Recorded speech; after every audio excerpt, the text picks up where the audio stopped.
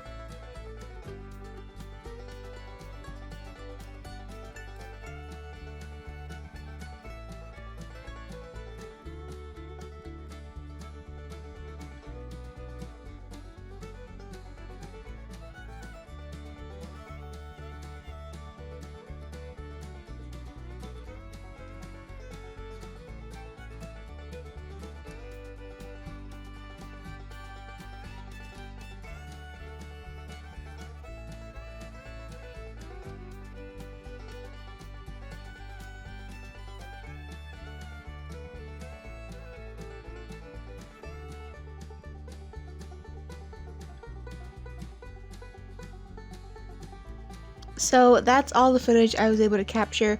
I tried to avoid filming people's faces, and it was actually pretty busy. The goats were a huge draw, especially the little kids loved coming up to the goats and petting them and feeding them. And we had milking demonstrations where people got to actually try milking the goats, and they loved that. It was a lot of work to set up and tear down, especially bringing all these live animals. But overall, it was a very enjoyable experience.